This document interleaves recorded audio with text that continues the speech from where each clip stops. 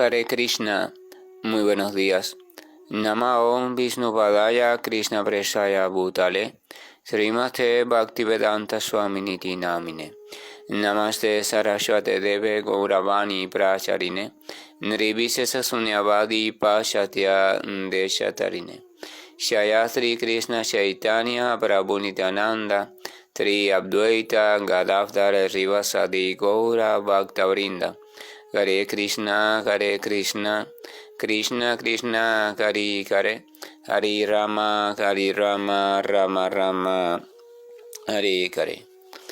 Hare Krishna reiterados, vamos a continuar con las lecturas y propuestas de reflexiones sobre el siempre maravilloso y radiante Srimad Bhagavatam. El último texto leído decía: Maharaj Parishi consideró que los hombres poco inteligentes puede que creyeren que la personalidad de Kali era muy poderosa, pero que aquellos que eran autocontrolados no tendrían nada que temer.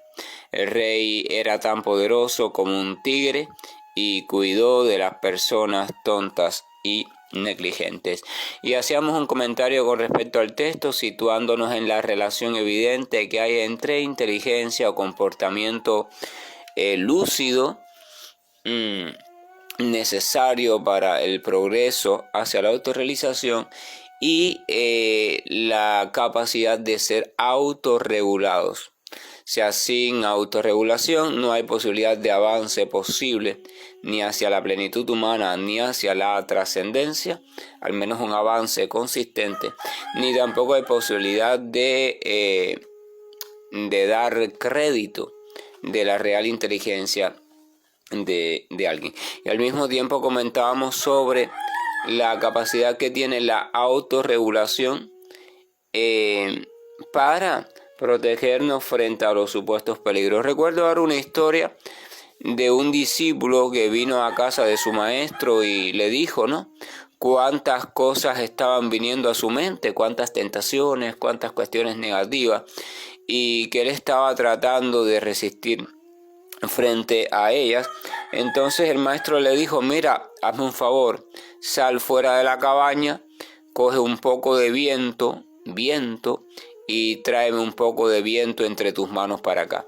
Y el discípulo le dijo: pero maestro, me ha dado una tarea imposible, pues ¿cómo podría yo capturar el viento entre mis manos? Y el maestro le dijo: de la misma forma en que te es imposible capturar el viento entre tus manos, de esa misma manera es imposible que una tentación pueda hacerte daño en tanto tú no la realices. O sea, en tanto tú no des el paso, en tanto no llegues a comportamiento. O sea, no te preocupes tanto entonces por esas tentaciones que están viniendo allí a tu mente y sigue realizando tu práctica. O sea, si usted sigue la metodología, si usted sigue el método y el método es efectivo indicado, entonces todo irá progresando de una manera adecuada. Dice que los autocontrolados no tienen nada que temer frente al supuesto poderío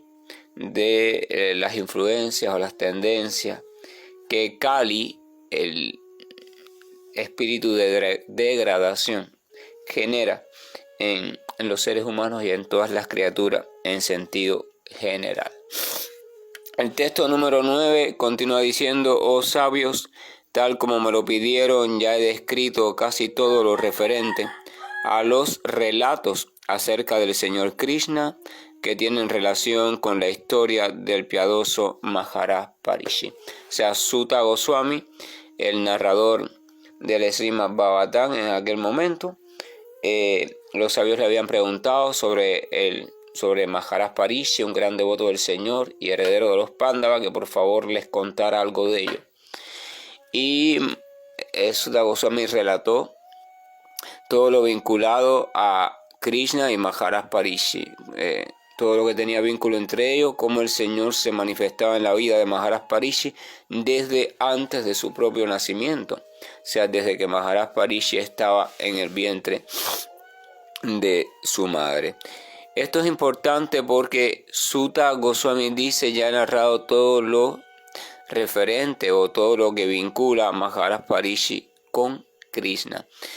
Él no narró nada que no tuviera relación al Señor Supremo y a la relación que existe o existía o existe porque es eterna entre Maharaj Parishi y Krishna. De tal modo que si él hubiera narrado algún acontecimiento o cuestión que no vinculara a Maharaj Parishi con su servicio al Señor Supremo, esa narración no tuviera ningún provecho real ni para los sabios que estaban allí ni para la humanidad. Todas las narraciones que están en el Srimad Bhagavatam están precisamente contenidas allí porque están relacionadas al Señor Supremo y por supuesto a Él de manera directa o a su devoto que siempre está relacionado con Él. Ninguna narración desde el punto de vista de avance espiritual que no esté vinculada de forma veraz, o sea, de forma real, no de forma fantasiosa, de forma real, a la suprema personalidad de Dios, sus actividades, cualidades, pasatiempos y forma de relación amorosa con su devoto puro.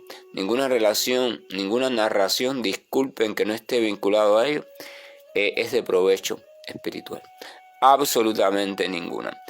Ninguna tendencia filosófica, ninguna tendencia de la lógica, ninguna tendencia de ningún tipo de pensamiento, ninguna tendencia ni siquiera ritualista, si no está relacionada al Señor Supremo, puede tener efecto beneficioso, favorable desde el punto de vista espiritual.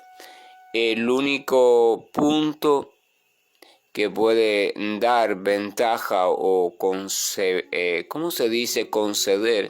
cierta atmósfera para que la potencia espiritual que hay en la entidad viviente empiece a estimularse. El único punto que permite eso es mediante la relación, de una forma u otra, con el Señor Supremo, mediante la relación con su siervo puro, con su devoto puro, ya sea en la forma de maestro espiritual o simplemente un devoto representante de el Señor.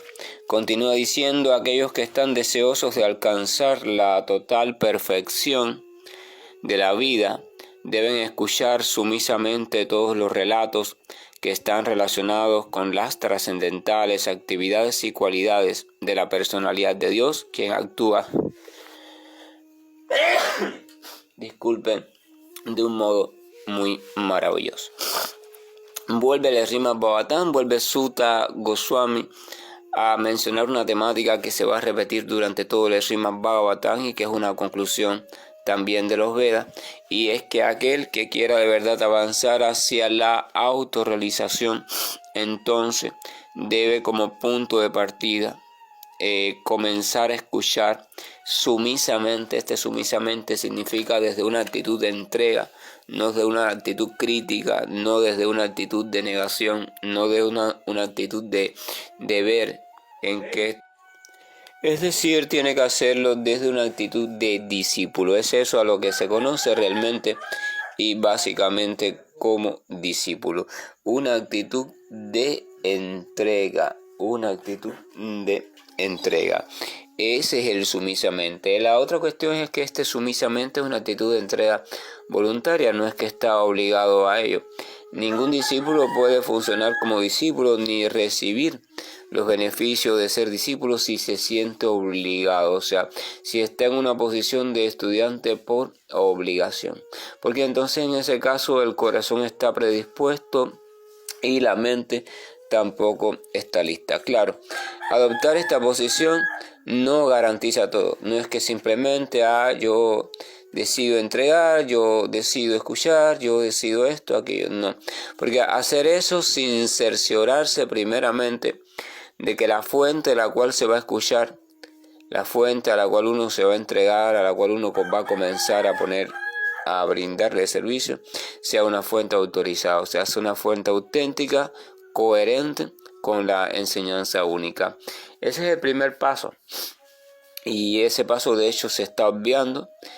Mucha gente tiene como a modo emotivo, a modo de embullo, a modo de moda, buscar un supuesto maestro espiritual, una corriente, un camino, un sendero. Le dicen tantos nombres bonitos al mismo fenómeno, ¿verdad? Pero eso es marketing, simplemente marketing, propaganda. Y entonces emprenden no, yo practico esto, yo pertenezco a tal, yo soy discípulo de no sé quién, y fui de no sé quién, y ahora soy de no sé quién, y mañana seré de no sé quién, y toda esa cantidad de cosas. Pero la mayoría de las personas no se está preocupando por quién es ese quién. O sea, si ese quién, o esa corriente, o ese camino, o ese sendero, en verdad está autorizado. Está autorizado significa está en concordancia coherente y perfectamente adaptada en relación a la verdad primera. Claro, ahí vienen las personas entonces que dicen, no, la verdad es relativa, la verdad es construida, la verdad esto, la verdad aquello. Y es cierto, la verdad desde el punto de vista de la perspectiva material es construida. No hay una verdad absoluta desde el punto de vista de la perspectiva material, porque no existe, porque el propio universo material no tiene consistencia en sí mismo. Pero además de todo ello, de todo ese constructivismo, hay realmente una esencia que se llama verdad. Y esa esencia que se llama verdad se filtra también, tiene sus ecos en el universo material, y a ese eco se le llama Veda. Hay un conocimiento original. Entonces, eso que está fungiendo, está presentándose como maestro, representante, guía o lo que sea, tiene que estar en concordancia, tiene que haber accedido a ese, de alguna forma, a ese conocimiento. Ese acceso puede ocurrir en varios niveles de profundidad, desde el más superficial y abstracto hasta el más personalista e íntimo. Entonces, en función de ese nivel de profundidad, será el tipo de camino o el tipo de enseñanza o metodología que ese maestro va a emplear. Y también será el alcance que pueda posibilitar o hacia el cual pueda guiar a su discípulo. Pero lo cierto es que uno tiene que volverse un discípulo. No se puede acceder verdaderamente al avance progresivo a no ser que la persona abandone todas sus identificaciones como algo, o sea, yo soy esto, yo estudié aquello, yo no sé qué, yo soy, abandone todo y se sienta simplemente como una partícula de polvo, sin ninguna clasificación, sin ningún valor, sin ninguna cosa reconocible, que necesita colocarse allí, a la sombra, a los pies, bajo la guía, bajo la dirección de, como dice Krishna en Bhagavad Gita, de una inteligencia superior. Realmente la inteligencia superior no es la del maestro, pues el verdadero maestro también se considera una partícula de polvo a los pies de una inteligencia superior, que sería su maestro, que al mismo tiempo, si es auténtico, se debió considerar a sí mismo como otra partícula, y así. La inteligencia superior es la del propio Señor. Cuando alguien se considera a sí mismo que posee o es poseedor o representante de una inteligencia superior, él es la inteligencia superior o él es el mejor representante de esa inteligencia superior, debe saberse que para nada está siendo representante de tal inteligencia superior, sino que simplemente está siendo representante de la vanidad, el orgullo y el deseo, también material, sutil, pero material, de tener algún tipo de identidad, ser el maestro, ser el guía, ser esto, ser aquello.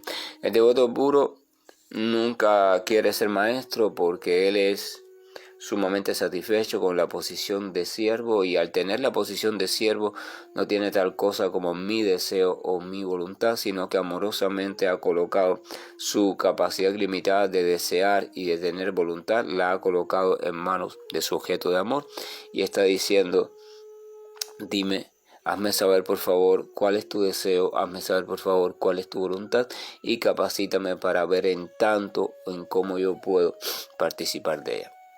O sea, él no tiene el deseo de ser maestro, él no tiene el deseo, no, simplemente aquí que cómo podría yo, Señor, de alguna forma ser útil, ser realmente beneficioso en lo que respecta al bienestar de todas las criaturas, y que es a fin de cuentas también la razón fundamental de tu actuación en estos universos. O sea, ¿cómo puedo yo contribuir a eso? Ahí tienes mi capacidad de desear y mi capacidad de actuar puesta a tu disposición. Entonces, decía, deben escuchar sumisamente todos los relatos que están relacionados con las trascendentales actividades y cualidades de la personalidad de Dios, que actúa de un modo maravilloso.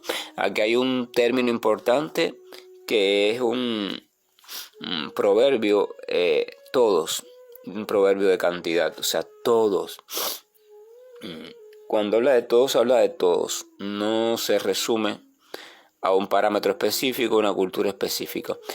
Cualquier relato que de forma veraz, de forma auténtica y de forma sincera conserve la pureza esencial de un mínimo dato sobre la suprema personalidad de Dios y su maravillosa forma de actuar, aunque ese dato por supuesto va a estar manifestado a través de un filtro cultural. Por eso hace que los relatos contrasten entre sí y a veces contrasten bastante, pero si se encuentra que la esencia del relato está relacionada directamente con la verdad sobre el Señor Supremo, entonces ese relato es candidato perfecto a ser escuchado por aquel que quiere seguir avanzando en su relación con Dios. Claro, en una primera etapa, la mayoría de los practicantes no van a aceptar esto, sino que van a aceptar simplemente aquel relato que tiene que ver con el libro que ellos prefieren o con el libro que ellos consideran o le han enseñado que es el libro sagrado. Esto en un principio también es necesario que sea así, porque cada practicante va a avanzar en su camino en la medida que confíe en el método que le están instruyendo, en método suponiendo que sea auténtico, y que tenga ese método como el método perfecto. Eso es una condición necesaria, ojo, porque si alguien no se apega a un método, si alguien no se apega a un maestro, a una enseñanza, y entonces no va a poder lograr los primeros pasos.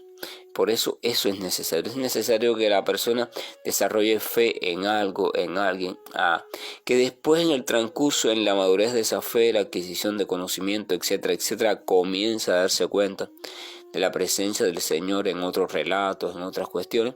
Entonces comienza a saborear eso, pero desde el método que le instruyeron.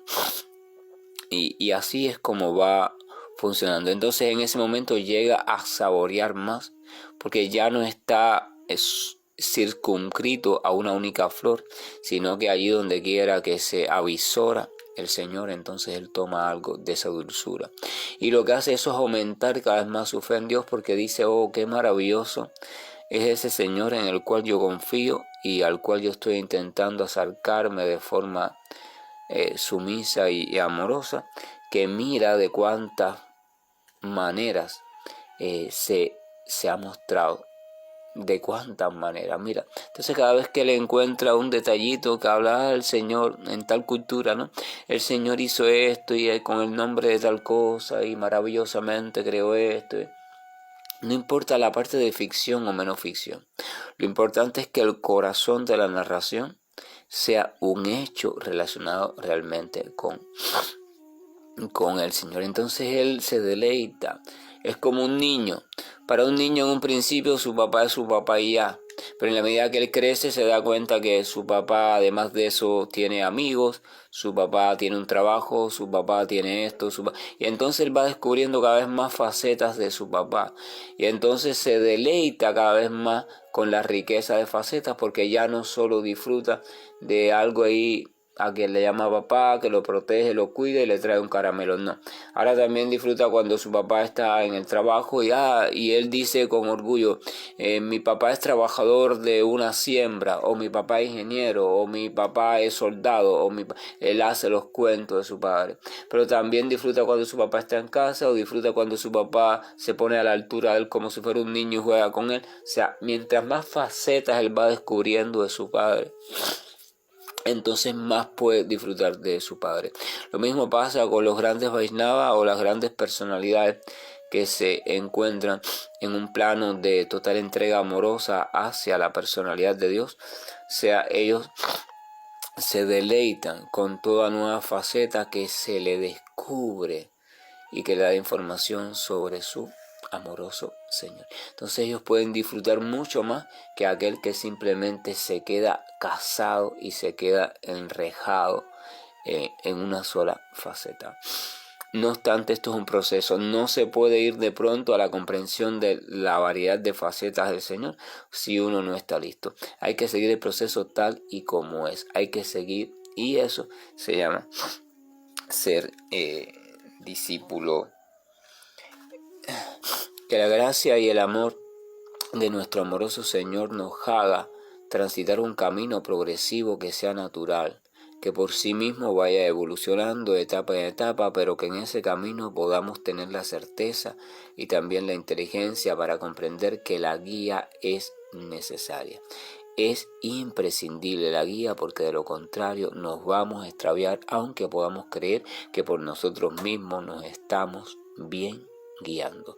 Hare Krishna, buen día, y estoy finalizando la llamada.